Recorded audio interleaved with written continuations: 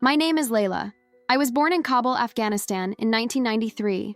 I want you to hold that date for a moment, 1993, because it tells you something important about the world I was born into. Afghanistan in 1993 was a country already broken by war.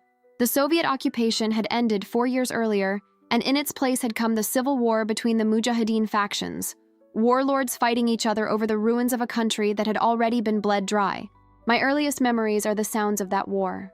Not distant sounds, close sounds.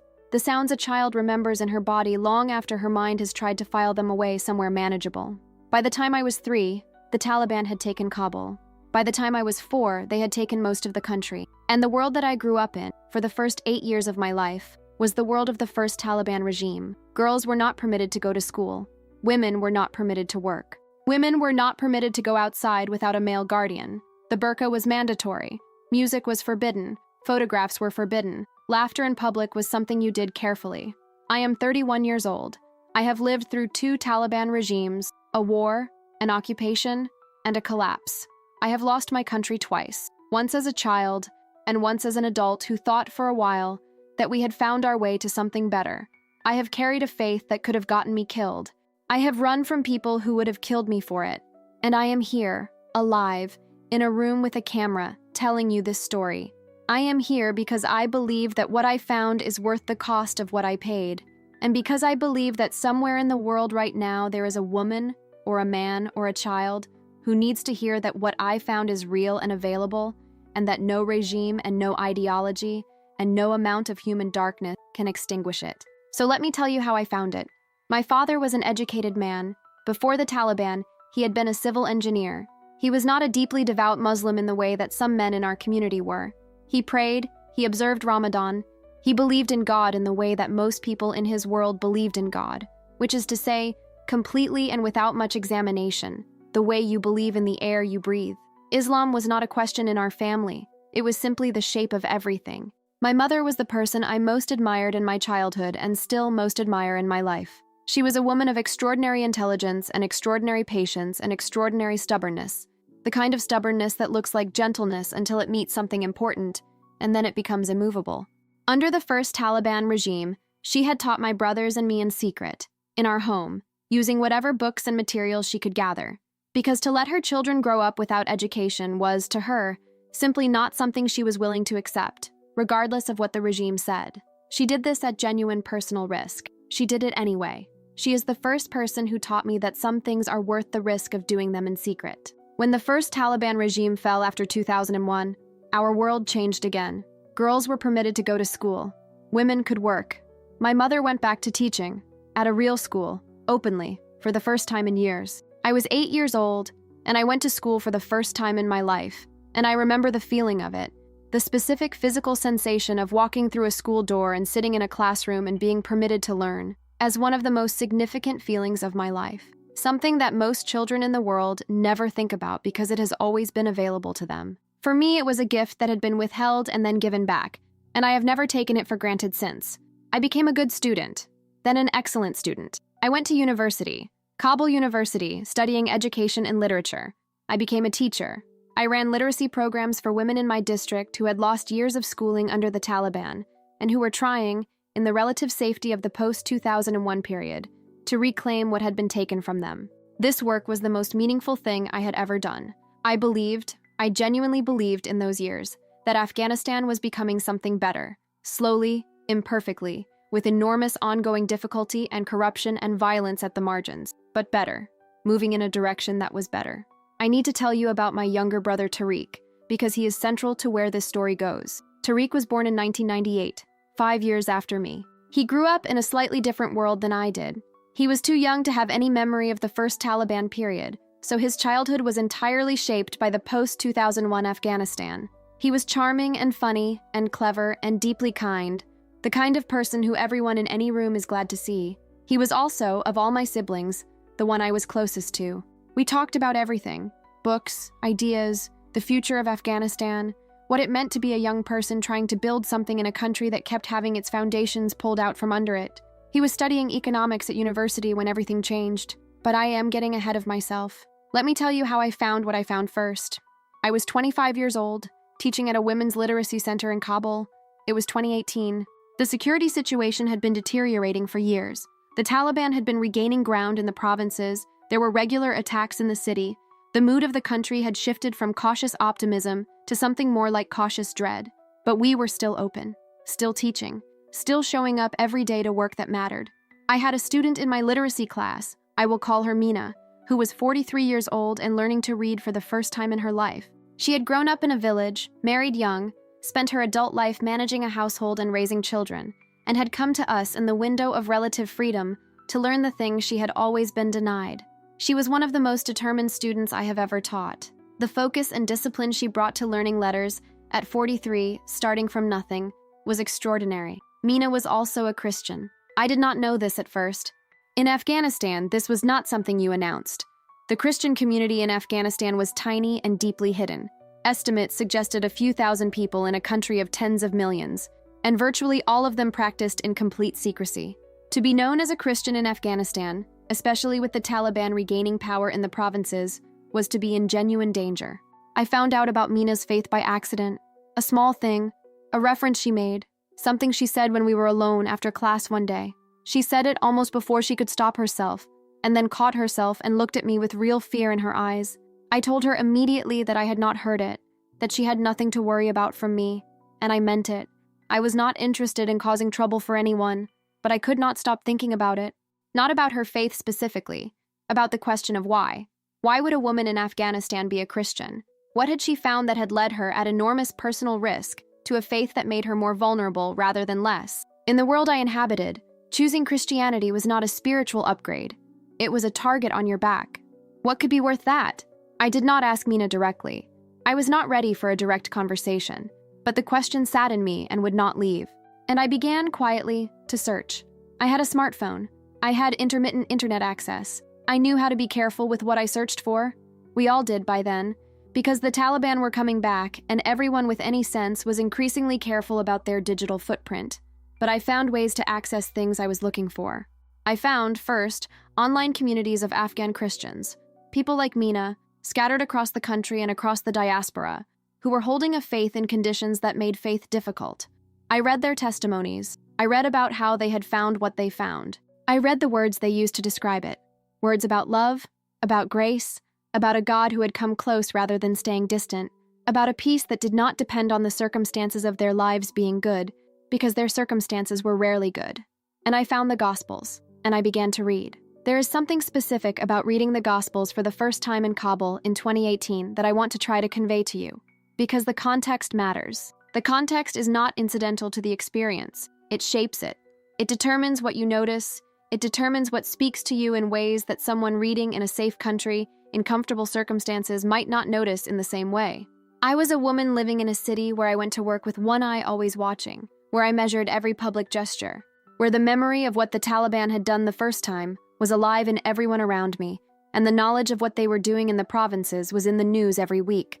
I was a woman who had built her life around education, around the radical act in my context of teaching other women to read, and who knew that this work was contingent on a political situation that could reverse at any moment. I read the Gospels in that context, and what I found was a person who was, in his own time and place, doing something that the authorities of his world considered dangerous and subversive and worth suppressing. Jesus was teaching people, especially people who were not supposed to be taught. He was giving dignity and access and attention to people who, the structures of power had decided did not deserve those things. He was doing what my mother had done in secret during the Taliban. He was doing what Mina did by coming to my literacy class. He was insisting, against the official position of the world around him, that these people mattered. I read the story of Mary and Martha, where Jesus tells Martha that her sister Mary, who is sitting at his feet, which was the posture of a student, a disciple, an intellectual equal, has chosen the good portion, which will not be taken away from her. In the world of his time, women did not sit at the feet of rabbis. They did not take the posture of disciples. But Jesus defended Mary's right to be there and learn. He said it was the good portion. He said it would not be taken away. Something in me responded to those words in a way that was not merely intellectual. Something in me that had spent my whole life fighting for the right of women to learn, that had watched that right be taken away once and given back, and was now watching it be threatened again. Something in me heard, the good portion will not be taken away. And I thought, what if there is something that cannot be taken away? What if there is something that no Taliban and no warlord and no regime can reach? I read the account of Jesus' death and resurrection with the kind of attention I had never given to any religious text before. I was reading it as if it might be true. Not assuming it was true, I was not there yet, but giving it the possibility of being true. Reading it without the defensive filters that I think most people apply when they encounter a text that challenges their existing framework. And the resurrection, the empty tomb, the folded grave clothes, the appearances, Mary in the garden thinking he was the gardener until he said her name and she knew him. The resurrection was either the most important thing that had ever happened or the most elaborate and persistent fiction in human history. There was no comfortable middle ground. Either this had happened or it had not. If it had happened, everything changed. Everything. I sat with that for weeks. And then one night, it was October, I remember, because the air in Kabul in October has a specific quality, cool and clear, in a way that feels like a pause before winter. I prayed. Not in the formal way I had always prayed. Directly, personally. I said, Jesus, I don't know if you are alive, but I am asking you, if you are, to show me. I am a woman in Kabul and I have very little and the world around me is becoming dangerous again. And I need to know if there is something real underneath all of it. If you are real, please show me. That night, something shifted. I cannot prove it to you. I cannot demonstrate it or quantify it. But something shifted in me that night that has not shifted back in 5 years of everything that followed. Something settled. Something that had been searching stopped searching and started knowing. I woke up the next morning and I was a Christian. I did not announce this to anyone. I did not know what to do with it.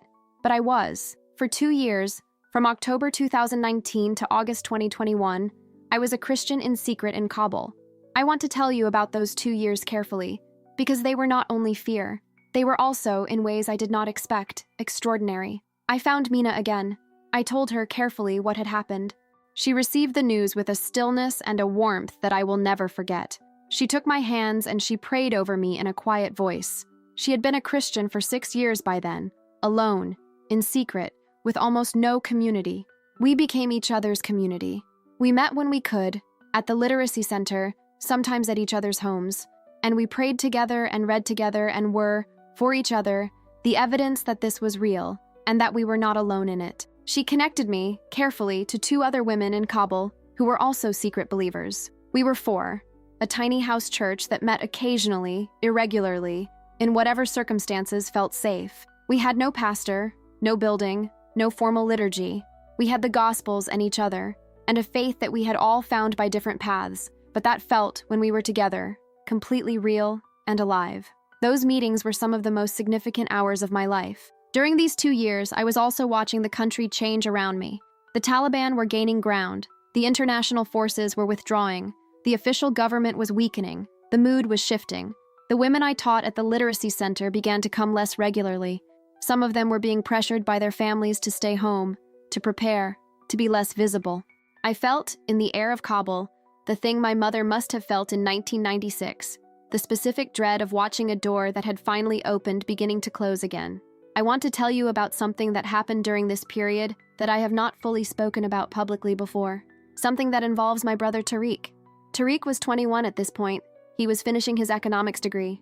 He was the same person he had always been. Clever, warm, full of opinions about everything, absolutely certain at all times that he was right about whatever he was currently thinking. He was also beginning to be troubled in ways he expressed to me in our conversations, troubled by what he was seeing in the country, troubled by the corruption, by the failure of the institutions that were supposed to be protecting the gains of the previous 20 years. Troubled, I think, by a deeper question that he would not have been able to articulate at that time. Is this all there is? Is this broken, cycling, hopeless political situation? Is this the full horizon? I could not tell him what I believed. Not then, not directly, but I was watching him, and I was praying for him, every night, by name, Tariq. Please, whatever he needs, give it to him. Open whatever needs to be opened.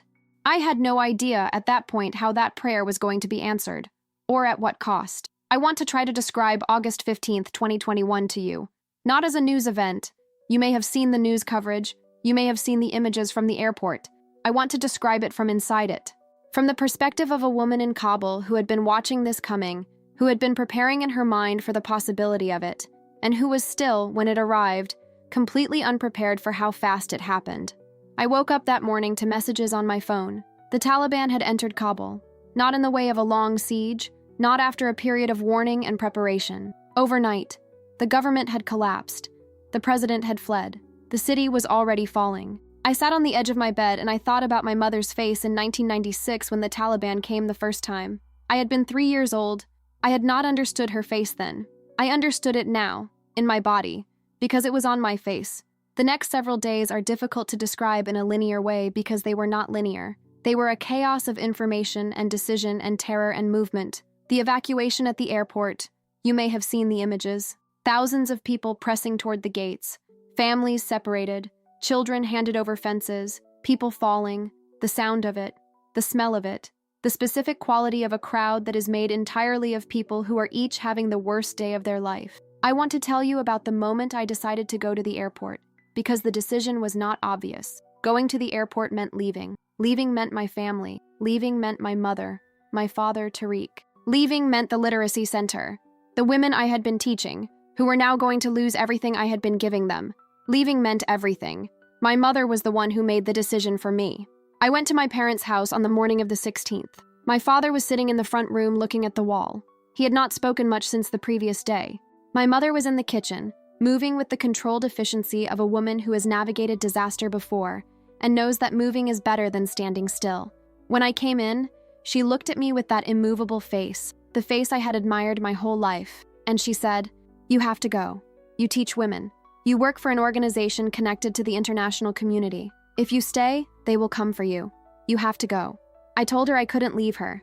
She said, "You are not leaving me. You are surviving. Those are different things." I held her for a long time in the kitchen. My mother, who had taught me to read in secret when the world said I wasn't allowed to. My mother, who was the first person who ever showed me that some things are worth doing even when the cost is enormous. I held her, and she held me, and neither of us said what we were both thinking, which was, "I don't know when I will see you again." I looked at Tariq before I left. He was 23. He was standing in the doorway of the house with an expression I had never seen on his face before. The expression of a young man who has just understood that the world is not going to protect him. He was frightened. He was trying not to show it. He looked at me and he said, "Go. I'll take care of them. Go." I went. I am not going to describe the airport in detail. Some of it I could not describe if I wanted to, because some of it my mind has placed somewhere that is not easily accessed, which I think is the mind's way of managing things that are too large to process in real time. What I will tell you is that I was there for 3 days, that I was part of the crush of people pressing toward the gates for 3 days, that I witnessed things during those 3 days that I will carry for the rest of my life, that I prayed continuously, not in words, mostly, but in the way you pray when words are not available, which is just presence. Just, "I am here. Please, please." On the 3rd day, I got through. I will not describe how. There were people who helped. There were moments of chaos that became, accidentally, moments of opening. There was the specific grace of being in the right place at the right moment, in ways that I cannot attribute entirely to coincidence given everything I believe. I got through. I got onto a military transport. I was flown to Qatar and then to a NATO processing facility and then, eventually, to the United Kingdom where I was granted refugee status. The first night I slept in a real bed in England, I lay awake for a very long time. Not because I couldn't sleep. I was exhausted beyond any exhaustion I had felt before, but because I was trying to hold what had just happened, trying to take the full weight of it. I had left Afghanistan. My mother was there. My father was there. Tariq was there. My students were there. Women who had come to my class to learn to read and who were now going to be told, by the new regime, that learning was no longer available to them. The literacy center was going to close. Everything I had built was going to close. I lay in that bed in England and I talked to Jesus.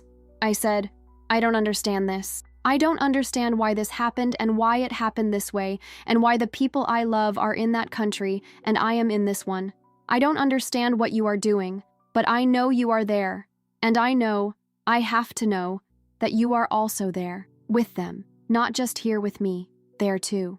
That prayer was not triumphant. It was not full of faith in the sense of certainty. It was faith in the sense of choosing, in the middle of not understanding, to trust anyway. To say, "I cannot see what you are doing, but I choose to believe you are doing something." That is the only kind of faith I had that night. And I think that kind of faith, the choosing in the dark kind, is the most real kind there is. I have been in the United Kingdom for 3 years now. I live in a city in the north of England. I will not say which one, for reasons connected to my family's safety in Afghanistan. I have refugee status. I work. I have learned the rhythms of this country, which are strange in ways I sometimes find amusing and sometimes find exhausting. I attend a church with a significant community of Afghan and Middle Eastern Christians, people who understand, without requiring explanation, what it means to hold this faith in the specific way that people from our part of the world hold it, with full knowledge of its cost, with full knowledge of what it requires. My mother and father are in Kabul. They are alive. I speak with them when communication is possible, which is not always, and is never fully safe. My mother is still, somehow, still my mother, moving through her world with the controlled efficiency and the immovable love that have always defined her. She does not know I am a Christian. I have not told her. I do not know when or whether I will tell her. I carry that not yet with me every day. Tariq is in Kabul. He is 25 now. He was the one who took care of the family, as he said he would when I left. He found work. He navigated. He did what needed doing in a city under a regime that was not interested in the well-being of anyone who didn't share its ideology. He survived. He is surviving. And something happened with Tariq that I need to tell you about, because it is the reason this story is not only a story of loss. I want to stop here for a moment before I tell you about Tariq, because I know that someone watching this right now is in a situation of waiting for someone they love, praying for someone they cannot reach, holding a hope that they cannot see evidence for yet. Maybe it is a family member, maybe it is a friend, maybe it is someone you left behind somewhere and you don't know how they are. I want to tell you, the prayers you are praying in the dark for the people you love, those prayers are not falling into nothing. I know this because of what happened with my brother. Keep watching, and if you are carrying someone in prayer right now, drop their name, or just my brother, or my mother, or whatever you can safely share, in the comments. Let this community carry them with you. Now let me tell you about Tariq. About 18 months after I left Afghanistan, so in early 2023, I received a message from Tariq through a channel that we had established for careful communication. The message was in a code that we had worked out together before I left. Small, embedded signals in ordinary-seeming messages that carried more information than the surface content suggested. What the message told me, decoded, was this. Tariq wanted to talk, not about practical family matters, about something else, something important. He needed to know if I had a safe way for us to have a real conversation. We arranged it carefully. A voice call, through a platform that was relatively secure, at a time and from a location where he could speak with some privacy. The call took 3 weeks to arrange safely. When we finally spoke, he was quiet for a while at first. And then he said, in Dari, in the specific cadence of my brother, who I knew better than almost anyone, he said, Layla, before you left, the last year or so before you left, something was different about you. I noticed it. I didn't say anything because I didn't know how to say it, but something was different. A kind of, I don't have the right word for it. Peace, maybe. A kind of peace that didn't match the circumstances. I noticed it and I didn't know what to do with it, and then you left and I kept thinking about it. I held very still on my end of the call. I did not speak. He continued. After you left, things here got very hard. I think you can imagine. I don't need to tell you. And in the middle of the hard things, I kept coming back to that, to what I had noticed in you. And I started trying to understand what it was. I started searching, carefully, very carefully. He paused. Layla, I found what you found, didn't I? It was not quite a question. It was a recognition. Like the moment in the Gospel of John when Mary thinks she is talking to the gardener, and he says her name and she knows him. My brother said those words, and I knew, in the way you know things that are deeper than argument, exactly what he had found and how he had found it, and what it had cost him, and what it had given him. I said, yes, I think you did. And we both wept. On 2 sides of a phone call, on 2 sides of the world, a sister in England and a brother in Kabul, weeping together, not with grief, or not only with grief, with something that I do not have a word for in English. In Dari there is a word, Khoshhali, which means a joy that makes you cry. That is what it was, a joy that made us cry. Tariq told me the rest of it, how he had found his way to the Gospels, not through a person, the way I had found it partly through Mina, but alone, online, searching for what he had noticed in his sister. How he had read the Sermon on the Mount, and the parable of the prodigal son, and the account of the resurrection, and had sat with all of it for months. How he had prayed a prayer in his room in Kabul one night, alone, quietly, with the window covered, and crossed a line that had no way back. He has been a secret Christian in Kabul for almost 2 years now. He has no community that I know of. It is too dangerous. He has only what he can find online, carefully, and the occasional conversation with me through our careful channel.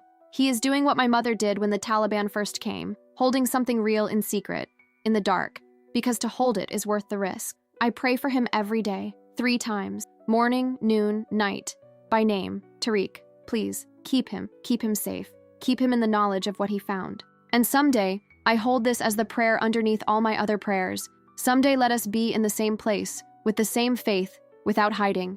He is the restoration in my story. He is the thing that the loss did not take. In fact, and this is the thing that stops me sometimes when I am walking through a city in England trying to make sense of all of it. In fact, the loss is what led to him finding what he found. He noticed something different in me in the year before I left. He noticed the peace that I had found in secret, that I had never been able to tell him about, that I had prayed for him to find. It was visible to him in ways I did not know. It was a witness I did not know I was giving. And it was that witness after I was gone that sent him searching. I left him. I did not intend to leave him. I had to leave him. And in leaving him, I somehow left him a trail of breadcrumbs that led him somewhere I could never have led him directly. That is not my cleverness. That is not my strategy. That is grace. Working in ways I did not plan and could not have predicted. Working underneath the catastrophe. Working in the brother's heart through the sister's face. God is not stopped by the Taliban. I need you to understand this. God is not stopped by any regime, by any ideology, by any political collapse, by any border or checkpoint or threat. He moves in Kabul in 2023 the way he moved in Bethlehem under Roman occupation. He finds ways in the dark. He found Tariq. He will keep finding people. I want to say something about Afghanistan that I think is important and that I want to say carefully. Afghanistan is not a symbol. It is not a case study. It is not a news story or a political argument or evidence for or against any foreign policy position. Afghanistan is a country full of ordinary people who love their families and want to feed their children and miss the mountains in the morning and have opinions about food and tell jokes and dream about things. Afghanistan is my mother in the kitchen. It is Tariq with his opinions about economics. It is the 43-year-old woman learning to read in my class. It is all of those things, and none of them are reducible to what you see in news coverage. The people of Afghanistan are not defined by the Taliban. The Taliban are not Afghanistan. They are a force that has taken Afghanistan by force, repeatedly, and that does enormous harm to the people they claim to represent. But the people are extraordinary. The resilience I have witnessed, the love I have witnessed, the capacity to find joy and meaning and connection inside circumstances that are genuinely terrible. This is one of the most significant things I have ever seen in my life. My people are extraordinary. And I believe this is a faith conviction, not a political one, though it has political implications. I believe that the God who is Lord of history is present in Afghanistan, has always been present, is present now, under the second Taliban regime, is moving in ways that are hidden from public view, is finding Tariq-shaped openings in Taliban-shaped darkness and walking through them. The same way he found me in 2019, the same way he found Mina 6 years before that, the same way he has been finding people in that part of the world since before any living person's memory. The underground church in Afghanistan is the most vital and most courageous community of believers I have ever heard about. Not large, not visible, not safe, but real. Growing, despite everything. Persisting, against all the logic of their circumstances. I think about the early church, which also was not large or visible or safe in its first decade. And I think, this is what it looks like when faith is real enough to survive everything that is brought against it. This is what it looks like when the thing you believe is actually worth the cost. I am proud to be part of that. Even from England, even in safety that my people inside Afghanistan do not have. I carry them. I speak their names to God. I tell their stories when I can do so without endangering them. And I believe, with the full weight of everything I have seen, that God has not abandoned the country of my birth. I want to say something about being a woman and what it has meant for how I understand the gospel. Because I think this is important and I think it is often missed. I grew up in a world, and I am not only talking about the Taliban periods, I am talking about the general framework of my culture and my religion as I experienced them. I grew up in a world that structured the relationship between women and God through men. A woman's spiritual standing, her access to religious authority, her place in the community of faith, all of these were mediated by and contingent upon the men in her life. her father, her husband, her brother. Women were not absent from faith. My mother was one of the most genuinely devout people I have ever known, but their access to God was structured differently, more constrained, more dependent on the permission and the presence of others. And then I read the Gospels. And what I found was a Jesus who went out of his way, consistently, persistently, deliberately, to engage women as full human beings with full spiritual standing, who needed no male intermediary to access him. The woman at the well, the one who had 5 husbands and was living with a man who was not her husband, the one who was outside every category of social approval, Jesus spoke to her directly, not through her male relative, not through the disciples, directly. He asked her questions. He answered her questions. He revealed himself to her. I who speak to you am he, before he revealed himself in the same direct way to most of the men who followed him. The women at the tomb, the first witnesses of the resurrection, were women. In a culture where women's testimony was not legally admissible in court, the first people entrusted with the most important news in human history were women. Mary Magdalene, from whom Jesus had cast out 7 demons, the one with the most complicated history, the one who by every social calculation had the least standing, she was the first. He appeared to her first. He said her name first. She was sent to tell the others. This was not accidental. Jesus was not naive about the social context he was operating in. He knew exactly what it meant, in his time and place, to treat women this way. He did it anyway, consistently, persistently, deliberately. Because it was true. Because women were full human beings with full standing before God who needed no intermediary. And he was not willing to let the social conventions of his world distort the truth of what he came to show. I cannot tell you what it meant to me. As a woman who grew up in a world that told me my access to God was contingent and conditional and mediated, I cannot fully tell you what it meant to encounter a God who came and spoke to women directly, who appeared first to the woman with the complicated history, who said her name. He says my name, not through my father, not through my brother, not contingent on the permission of any male authority, directly. My name, Layla. I hear it. I believe it. And it has made me more free than anything else in my life has made me. I want to speak to the women watching this who grew up being told that your access to God is conditional, that your standing before him depends on the men in your life, that your spiritual experience is less authoritative, less direct, less significant than a man's. I want to tell you what I found.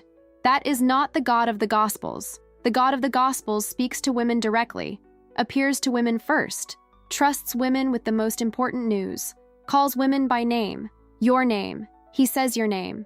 Whatever you have been told about your standing before God, I want you to go read the Gospel of John and watch how Jesus treats every woman he encounters. Then decide what you believe. And if this is speaking to something in you, please say so in the comments. We are here. You are not alone. Now let me tell you how this story ends, or rather, how it continues. I work in England with an organization that supports Afghan refugees, many of them women who worked in education or civil society, and who are now rebuilding lives in a country that is not their country. The work is hard and important and familiar to me in its shape, even when the context is different. I am still doing what I did in Kabul, in a way, creating spaces where women who have been told they don't matter discover that they do. The work itself is a form of testimony, even when I do not speak about my faith explicitly. I attend a church with people from many different countries and many different stories. I have found in that community something that I did not fully expect to find: the experience of belonging to something that is larger than nationality, larger than ethnicity, larger than the political circumstances that divided us from each other in the world outside. There are Iranians and Afghans and Pakistanis and Arabs and Nigerians and English people in my church, and what we share is larger than all the things that, in the world outside, would keep us separate. We share the same Lord. We are, in the language of Paul, one body with many parts. I find that the actual lived experience of it, the reality of it on Sunday mornings in a building in the north of England, I find it one of the most beautiful things I have ever been part of. My faith is not simpler than it was when I first found it in Kabul in 2019. It is more complex, more tested, more full of questions I cannot answer and griefs I cannot resolve. My mother does not know what I believe. That is a weight I carry. My country is under a regime that is doing enormous harm to the people I love. That is a weight I carry. Tariq is in Kabul with a faith he cannot express openly. That is a weight I carry. But underneath all the weight, that thing I described in my prayer on my first night in England, that presence, that company, That layer deeper than the grief that is not grief, but something more fundamental. It is still there. Every morning when I wake up. Every night when I pray for Tariq by name, 3 times, and then lay down in a bed that is safe in a country that is not mine. Still there. Not diminished, not absent. Present in a way that does not depend on my circumstances being good, because my circumstances are not simple, and have not been simple for a long time, and that presence has been there through all of it. That is the testimony. That is what I want you to know is possible. Not the easy version. There is no easy version of my life, but the real version, that there is a presence that does not leave, a love that does not depend on deserving it, a God who speaks directly to you, by your name, in your language, in your specific situation, and who does not ask you to be in a better situation before he shows up in your current one. He showed up in Kabul in 2019 for a woman teaching literacy classes who had a question she didn't know she was asking. He showed up in Kabul in 2022 for her younger brother, who was sitting in a covered window room carrying the memory of his sister's face. He is showing up somewhere right now for someone who is watching this video and who has a question they didn't know they were asking. Maybe that is you. I want to speak directly to Afghans who might be watching this, both inside the country and in the diaspora. This might be in places I did not expect this video to reach, but I believe it will reach some of you, and I want to say something specific to you. First, I see you. I know what it costs to be an Afghan right now, inside the country or outside it. I know the specific grief of the diaspora, the way you carry a country that has been taken from you in a way that no one who has not experienced it can fully understand. I know the weight of having family inside and being outside. I know the specific guilt of safety, the guilt you feel for being alive and free and fed while the people you love are not. I carry that guilt. It is real. It is not something I have resolved, but I have found a way to carry it that does not destroy me, and that way is connected to what I found in the Gospels. Second, if you are an Afghan and you are curious about Jesus, curious in the way that Tariq was curious, in the way that I was curious after seeing Mina, I want to tell you that your curiosity is not betrayal. It is not disloyalty to your people or your culture or your history. Afghanistan has been shaped by Islam for centuries, and that history is real and is yours, and no one is asking you to throw it away. But the God I found, the one who speaks directly to women, the one who appeared to the outcast and the frightened and the hiding, that God is not the property of the West or of America or of any political power. He is for you. He has been looking for you. He knows exactly where you are.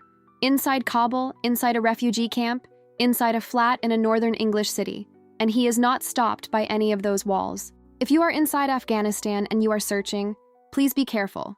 Please be wise. Please protect yourself and the people around you. But please also know, there is a community that sees you and prays for you. There are people who have walked exactly where you are walking. You are not alone. There are ways to find safe connections if you look carefully. God will help you find them. He helped Tariq. He helped Mina. He helped me. Third, to the Afghans in the diaspora who have lost faith, not necessarily in God, but in the possibility of anything good coming from this situation, in the possibility of their country or their story having any ending other than grief, I want to say, I understand that feeling. I have been inside it. The specific hopelessness of watching your country fall twice is real, and I am not going to tell you to simply feel better about it. What I am going to tell you is that the God I found is a God of resurrection. Specifically, deliberately, literally, resurrection. The capacity to bring life out of death. That is not a metaphor for me. It is the central claim of my faith, and it applies. I believe this with everything I am. It applies to Afghanistan. What looks like death from here is not the end of the story. I do not know what the restoration looks like or when it comes, but I believe it comes, because the God I follow is in the business of bringing things back from the dead.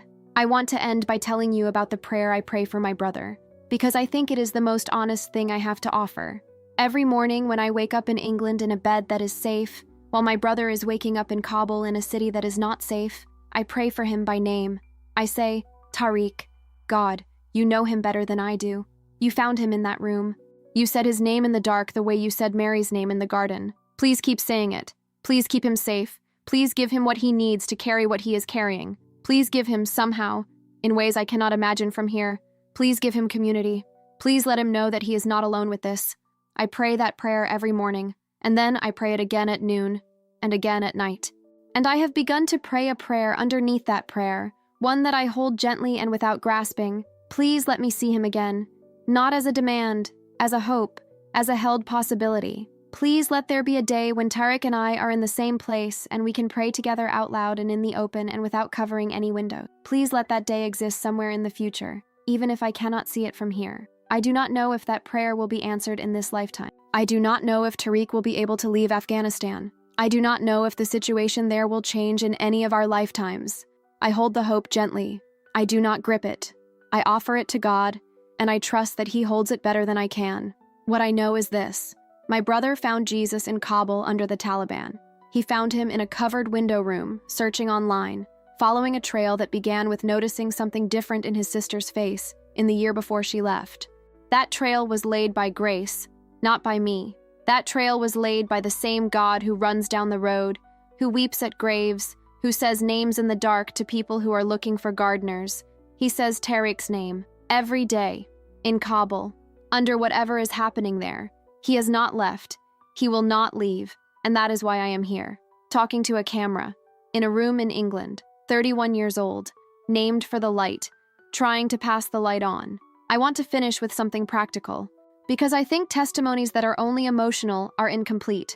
They need to ask something of the person who has received them. This story asks several things of you, depending on who you are. If you are someone who has the luxury of practicing your faith openly, if you go to church on Sunday without calculating the risk, if you own a Bible that you do not have to hide under a floorboard, if you pray without covering the windows, I want to ask you to hold that lightly and gratefully, not with guilt, but with awareness. There are people in the world, right now today, for whom what you do without thinking is an act of extraordinary courage. Honor that. Let it deepen your own practice.